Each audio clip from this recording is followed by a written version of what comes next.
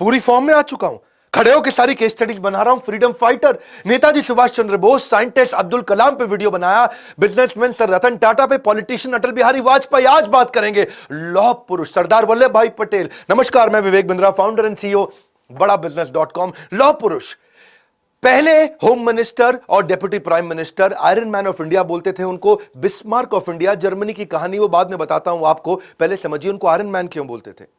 छोटी उम्र में एक बार उनको फोड़ा हो गया, फोड़े में भर गई पस, वहां तक बहुत दर्द। डॉक्टर बोला कि इसमें तो थोड़ा जलता हुआ गर्म लोहा डालना पड़ेगा, फोड़ना पड़ेगा फोड़े को। बहुत मुश्किल था वो, डॉक्टर भी घबरा रहा था, माता पिता रिश्तेदार दोस्त बोले नहीं हो पाएगा, नहीं हो पाएगा। छोटी उम्र में सरदार वल्लभ भाई पटेल अपने हाथ से उस गर्म जलते हुए लोहे को लिया और उस फोड़े को फोड़ दिया। एक्चुअली टॉलरेट करने की दर्द को ना बहुत बड़ी एबिलिटी थी उनके अंदर, फियरलेस थे, डरते नहीं थे। विल पावर उनकी बचपन से दिखती थी। आपने कभी सोचा है अगर सरदार वल्लभ भाई पटेल नहीं होते तो देश कैसा होता? अगर आप कश्मीर से कन्याकुमारी या अगरतला से अहमदाबाद तक अगर आपको जाना तो कम से कम 7-8 बार वीजा लेना पड़ता। सोच रहे हो मेरी बात को? अगर नॉर्थ से साउथ की तरफ चल रहे हो, कितनी बार वीजा, कितनी बार परमिशन लेना पड़ता। ये देश नहीं होता, ये कई देशों का एक कॉन्टिनेंट होता है इंडिया। अंग्रेजों ने जहां हिंदुस्तान को टुकड़ों में बांटा था, वहीं सरदार पटेल ने उस खाई को पाटा था। 31 अक्टूबर 1875 नाडियाड गुजरात के अंदर इनका जन्म हुआ। शुरू करते हैं। पिता जावर भाई पटेल किसान और फ्रीडम फाइटर। 1857 के फ्रीडम मूवमेंट में उन्होंने भी बड़ा योगदान दिया था। आर्थिक स्थिति शुरू में कमजोर थी, दोस्तों से किताबें मांग के पढ़ा करते थे। 10वीं क्लास उन्होंने N K high school Petlad Gujarat के अंदर 1897 में पढ़ाई पूरी करी। बाद में उन्होंने लॉ की पढ़ाई करी, सेकंड रैंक लेकर के आए और राइट टू प्रैक्टिस लेके आए। लेकिन लॉयर ऐसे बने जो कि अनडिफीटेबल, उनको हरा नहीं सकता था कोई। शुरू में तो वो गांधी को पसंद नहीं करते थे।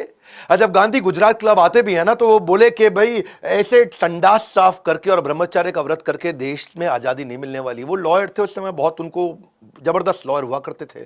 लेकिन 2 साल के बाद जब चंपारण का सत्याग्रह से वो बड़े प्रभावित हुए, उसको देख के से कहते हैं फलेन परचीयते। गांधी के जब उन्होंने फल को देखा, वो बड़ा प्रभावित हुए उससे।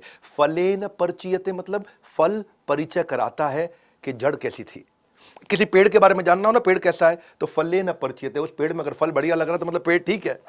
गांधी जी से उनकी मुलाकात 2 साल के बाद हुई थी, जब वो बॉम्बे प्रेसिडेंसी पॉलिटिकल कॉन्फ्रेंस में आए थे अहमदाबाद के अंदर 1917 में। और वहां पे गांधी जी से बड़े प्रभावित हुए कि उन्होंने resolution of loyalty to the British king, एक ऐसा डॉक्यूमेंट था रेजोल्यूशन ऑफ लॉयल्टी, यानी कि हमारे को बड़ा वफादार होना पड़ेगा ब्रिटिश राजा के लिए। लॉयल्टी का रेजोल्यूशन, ताकि कसम खाओ सबके सब कर्मणा मनसा वाचा, आप सबके सब समर्पित हो अंग्रेजों को। तो उन्होंने, गांधी जी ने फाड़ दिया उसको। ये बड़े प्रभावित हुए उनसे। तब उन्होंने वहां से अपना कोट वोट फेंका फाड़ करके और बिल्कुल आग वाग लगा दी। मातृभाषा का प्रयोग करना शुरू किया। बोले पैसा तो बहुत कमा सकता हूं पर आजादी नहीं दिला पाऊंगा। उस दिन से धोती कुर्ता उन्होंने पहन लिया। फिर कई साल उन्होंने गांधी को सहयोग तो किया, पर 1928 में वो मौका आया जब वो एक्चुअल लीडर बन के निकले। हुआ क्या था कि गुजरात में जो कुछ किसान थे उनकी फसल खराब हो गई थी। बारदोली तालुका के थे किसान गुजरात में, और जो अंग्रेज थे, किसानों की फसल थी नहीं, 6 से 22% तक टैक्स बढ़ा दिया और बोला तुम टैक्स नहीं दोगे तुम्हारी जमीनें हड़प लेंगे। ये किसान पहुंचे गांधी जी के पास। गांधी जी बिजी थे, उन्होंने पहली बार सरदार पटेल को भेजा। तब तक वो सरदार नहीं थे, जब तक वो वल्लभ भाई पटेल हुआ करते थे। तो पटेल गए वहां, जाके उन्होंने पता किया कि भाई चक्कर क्या है, ये सारी की सारी जमीनें हड़प लेंगे अंग्रेज। तो पटेल ने एक आइडिया लगाया। क्या बोले कि मैं कुछ गुप्तचर बनाता हूं और ये पता लगाता हूं कि ये कौन से किसान की आज जमीन हड़पने वाले हैं अंग्रेज लोग। और इनको नियम मालूम था लॉयर होने के कारण कि या तो अंगूठा लगाएगा तब जमीन अंग्रेजों के नाम पे होगी, या साइन करेगा तब जमीन अंग्रेजों के नाम पे होगी। तो गुप्तचर से पता लगवाया कि आज कौन से किसान का घर नीलाम होने वाला है। और जैसे ही उसका पता लग जाता है कि भाई आज इस पटेल का घर नीलाम होगा, तो उसको पहले ही गायब कर देते थे। अब जब किसान गायब, अंग्रेज ढूंढे, भाई ये किसान किधर गया, ये किसान किधर गया। अंग्रेज हो गए परेशान। अब जिसका घर नीलाम करना हो वो किसान गायब हो जाए, जिसका घर नीलाम। इनके अपने गुप्तचर थे, ये पता लगा लेते थे कि आज अंग्रेज किसके घर जाएंगे। इतनी इनकी इंटेलिजेंस, सारे के सारे किसानों को एक एक करके गायब कराते थे, 2 महीने बाद वापस ले आते थे।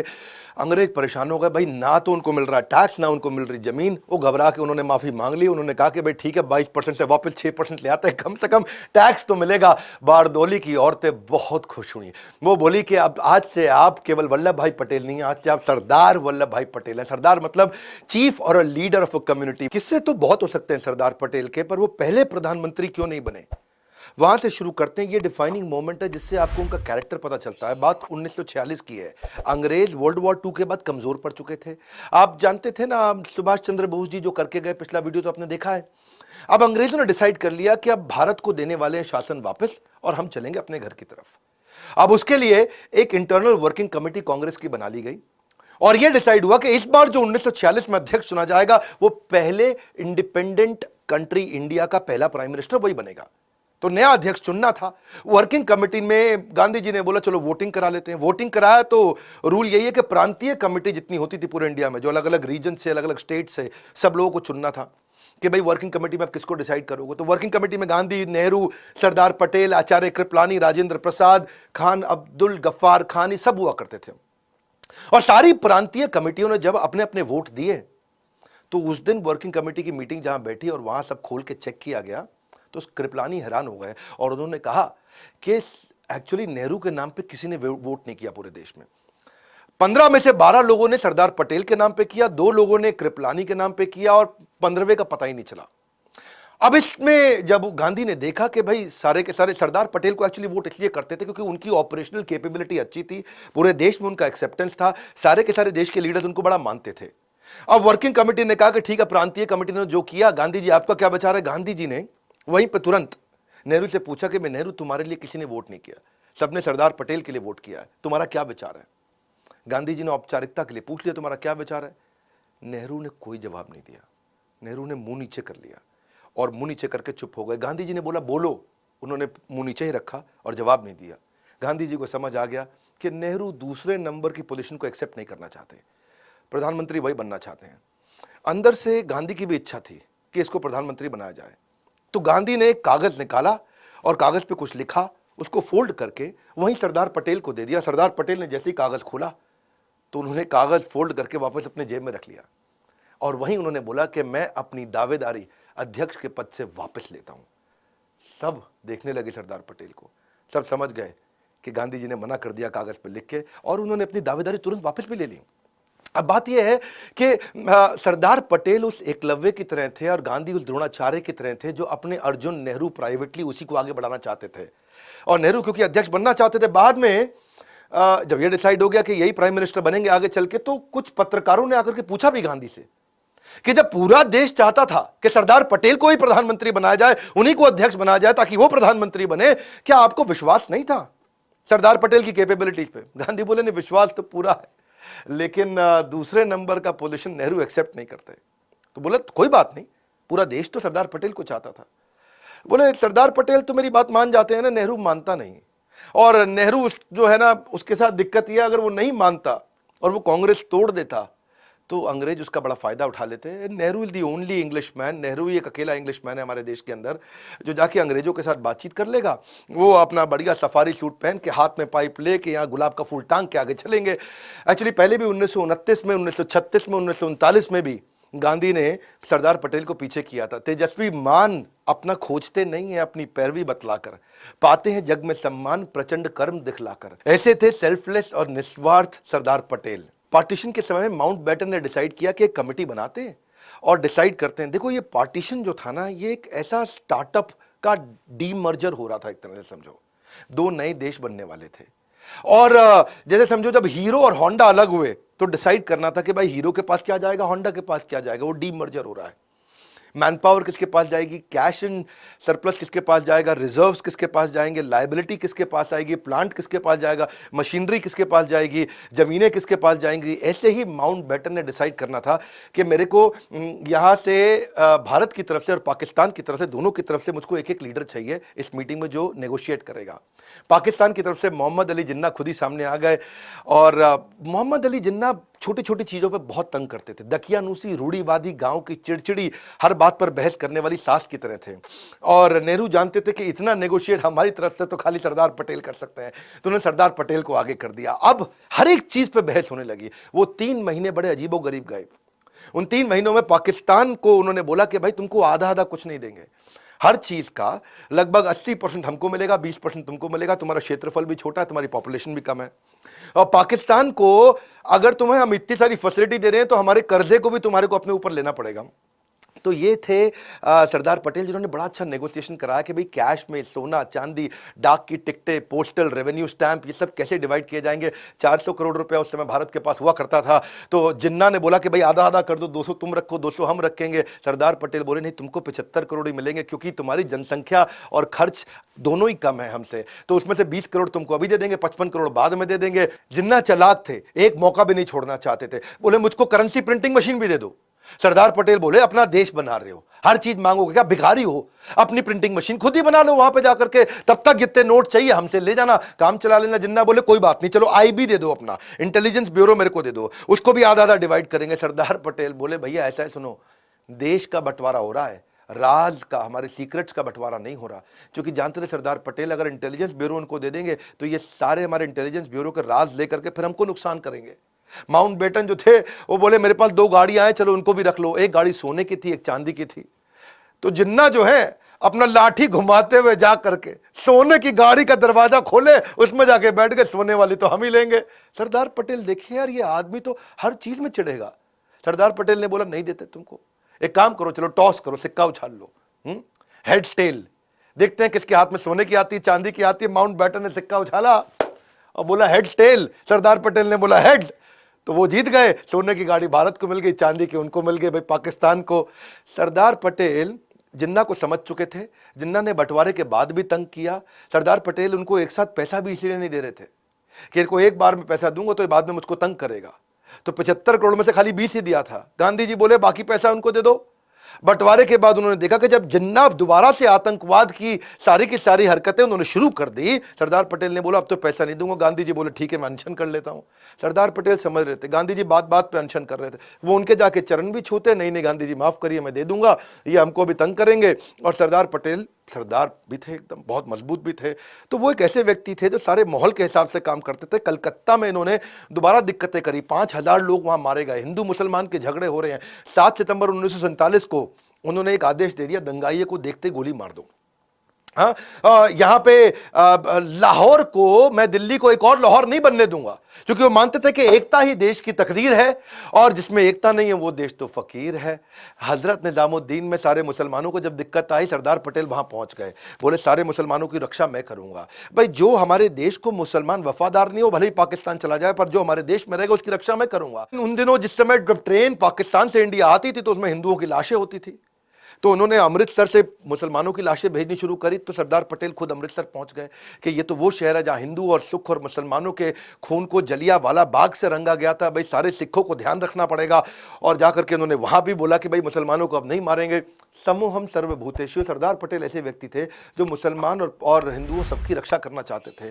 बेसिकली इनके कॉन्ट्रीब्यूशन में जो हिस्सा था ना, वो जो 565 रियासतें इन्होंने जोड़ी, सबको जोड़ करके भारत को अखंड बनाया, जो नेगोशिएशंस किए, वो सरदार पटेल का बहुत बड़ा कंट्रीब्यूशन था। ये साम दाम दंड भेद तीनों चारों किया करते थे। बातचीत की नीति हो गया, साम दाम, भाई बातचीत करके 561 रियासतें इन्होंने साथ में कंट्रोल कर ली। जो नहीं माना जूनागढ़, तो वहां जाके भेद कर दिया जूनागढ़ के अंदर। जो बिल्कुल नहीं माना जैसे कि हैदराबाद, वहां जाके उनको दंड दिया। ऐसे व्यक्ति थे सरदार पटेल के, डसते नहीं थे, फन दिखा के डरा देते थे। जोधपुर जूनागढ़ में बड़ी दिक्कत आई। जोधपुर के राजा थे, वो सारी 22 की 22 रियासतें पूरे राजस्थान की, ग्रेटर राजस्थान की, वो जोधपुर से इन्फ्लुएंस थी, क्योंकि जोधपुर बहुत बड़ा था। और वहां के जो राजा हनवंत सिंह थे, 1947 में वो धौलपुर के महाराज नवाब की मदद से, जो भोपाल वाले थे, उनकी मदद से जाके जिन्ना से मिले और जिन्ना के साथ उन्होंने नेगोशिएशन कर लिया।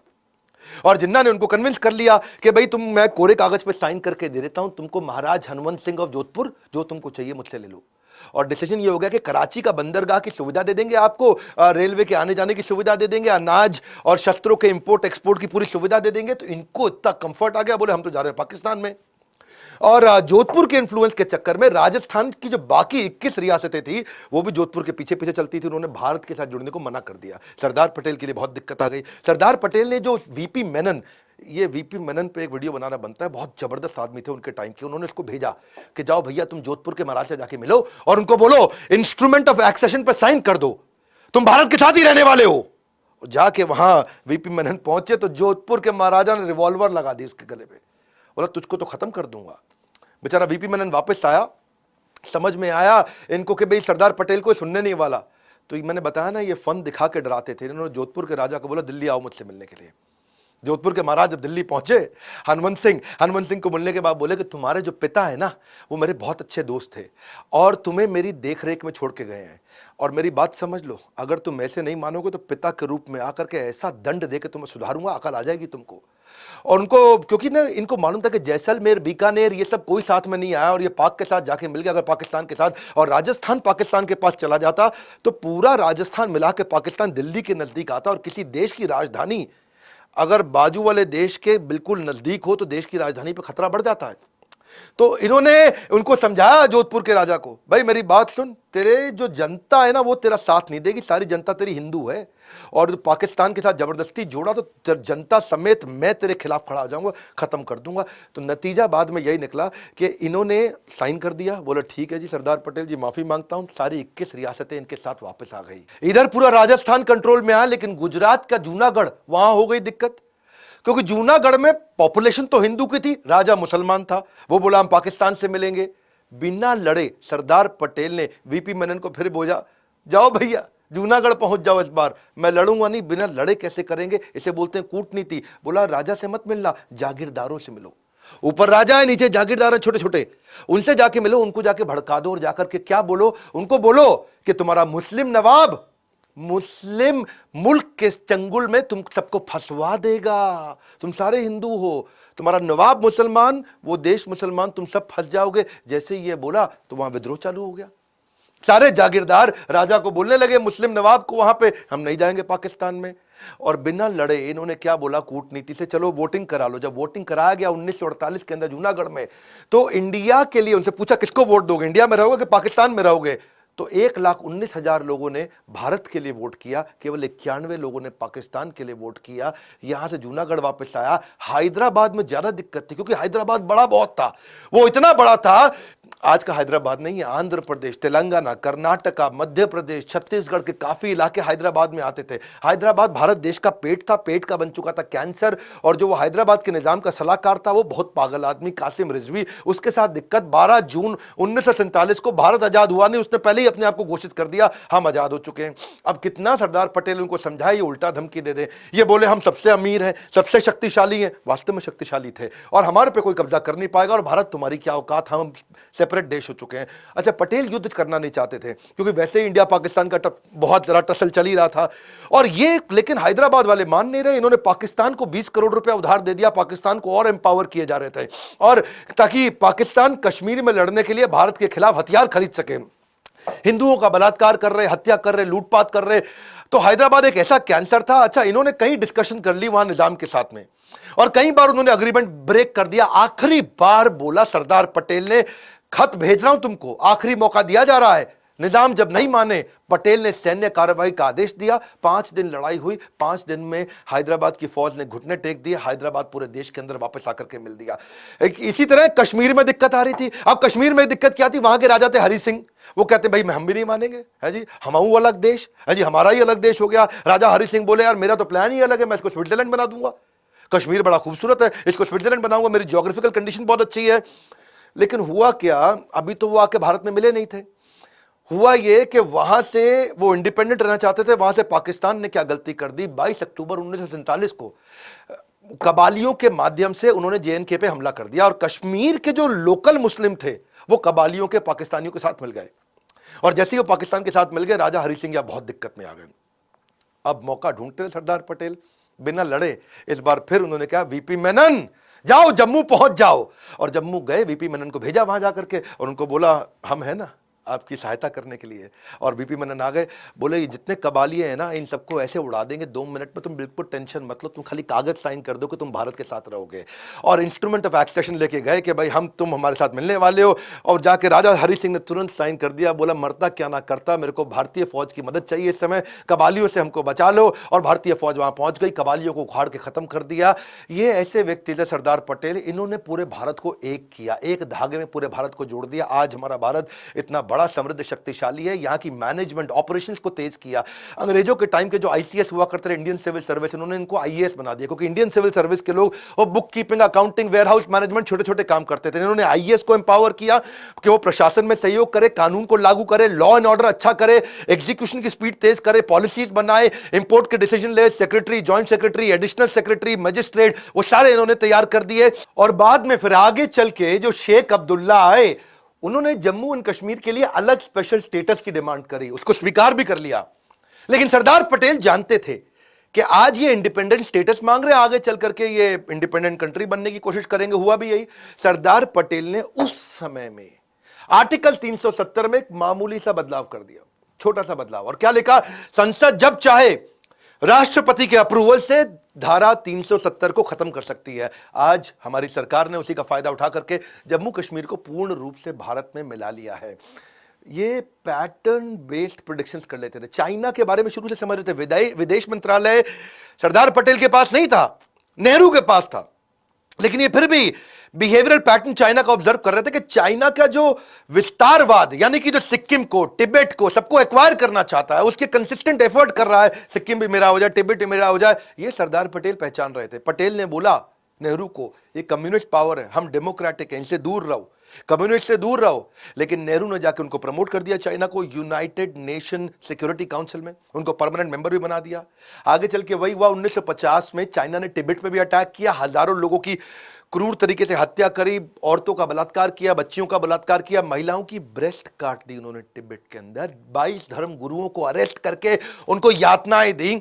पटेल पैटर्न बेस्ड प्रोडक्शन समझते थे, ये उनकी इंटेलिजेंस थी। 1962 में फिर से चीन ने हमारे पंचशील समझौते को तोड़ा और अक्साई चीन को उन्होंने आके अपने कब्जे में कर लिया। आज भी वो अरुणाचल प्रदेश, लद्दाख, इस सबको अपने कब्जे में तो लेना चाहता है। चाइना क्या कर रहा है? आज वीटो पावर का इस्तेमाल कर रहा है इंटरनेशनल लेवल पे हमारे खिलाफ। UNSC, United nation security council में हमारे को वीटो पावर ना मिल जाए, उसके लिए वो लगातार काम कर रहा है। जैशे मोहम्मद के फाउंडर जो है मसूद अजहर, उसको इंटरनेशनल टेररिस्ट घोषित नहीं करने दे रहा। कश्मीर के मुद्दे में पाकिस्तान का फेवर कर रहा है। बहरहाल एक युग का अंत हुआ। मुंबई के बिरला हाउस में 15 दिसंबर 1950 को आपका देहांत हुआ, आपका देह अंत हुआ, आत्मा का अंत नहीं। आत्मा आज भी हमारे देश में बसती है। लंबी बीमारी के बाद दिल का दौरा पड़ने से सरदार पटेल हमारे बीच में नहीं रहे। देश के पहले राष्ट्रपति राजेंद्र प्रसाद का कहना है कि जब इंसान अपने पद से नहीं बल्कि अपने काम से प्यार करता है, वही सरदार पटेल बन पाता है। 31 अक्टूबर को उनके जन्मदिन को एकता दिवस के रूप में मनाया जाता है। जैसा सरदार पटेल चाहते थे कि भारत समृद्ध बने, वही इच्छा आज हमने भी बिल्ड करी है कि भारत समृद्ध और एम्पावर्ड बने। आज इस समय अस्त्र शस्त्र का समय नहीं रहा है। आज एजुकेशन, एंटरप्रेन्योरशिप और इकोनॉमी के दम पे देश मजबूत होता है और दुनिया से लड़ता है। आज वर्ल्ड वॉर टेक्नोलॉजी और इकोनॉमी के बेस पे चलती है और वही हम चाहते हैं कि एजुकेशन, एंटरप्रेन्योरशिप और इकोनॉमी को बढ़ाने के लिए एवरीथिंग अबाउट एंटरप्रेन्योरशिप, एवरीथिंग, सब कुछ हमने सारे देश के पावरफुल बिलियनियर प्रोफेसर्स के साथ आपको दिया है। आप फोन करिए, बोर्ड लाइन नंबर पे पता करिए। एवरीथिंग अबाउट एंटरप्रेन्योरशिप इतना अफोर्डेबल हो गया है कि आप आज वास्तव में हमारे कंटेंट को कोई बीट नहीं कर पा रहा है। जो आकर के हमारी ऐप पे कंटेंट कंज्यूम कर रहा है, गेम चेंज कर रहा है। बहरहाल फ्री वीडियोस में फिर भी देता रहूंगा। कौन सी स्पोर्ट्स पर्सनालिटी पे, आप मैरी कॉम पे, सचिन तेंदुलकर पे इनका जन्मदिन आने वाला है, या इंटरनेशनल पर्सनालिटीज पे Warren Buffett, Steve jobs, Bharat में कई व्यापारी बहुत बड़े हैं, अंबानी है, राधा कृष्ण दमानी है, आनंद महिंद्रा है, लक्ष्मी मित्तल है, उदय कोटक है। किसके विषय में आप वीडियो देखना चाहते हैं? कमेंट बॉक्स ये आपका है, ये आपके लिए है। मैं हजारों कमेंट्स चाहता हूं, जिसके ऊपर ज्यादा लाइक्स आए, जिस पे ज्यादा वोट आए, मैं उसी के ऊपर नेक्स्ट वीडियो बनाऊंगा। खड़े होकर पूरी एनर्जी के साथ आ चुका हूं। सरदार पटेल के इस वीडियो को पूरे देश में फैलाइए, अपने बच्चों को जरूर दिखाइए, अपने एम्प्लॉयज को दिखाइए। ऐसे थे सरदार पटेल जो अकेले अपने विजनरी दम पे पूरे भारत को आज एक किया। आज इतने वीजा ना लेने पड़ते हमको, कश्मीर से कन्याकुमारी, हमें अहमदाबाद से अगरतला, अगर सरदार पटेल ना होते। हमारे साथ जुड़े रहने के लिए, इस वीडियो को शेयर करने के लिए मेहनत करता हूं, बहुत मेहनत करता हूं। लाइक करके थोड़ा सा उत्साह बढ़ाने के लिए आप सबका हृदय की गहराइयों से प्रेम पूर्वक बहुत बहुत धन्यवाद।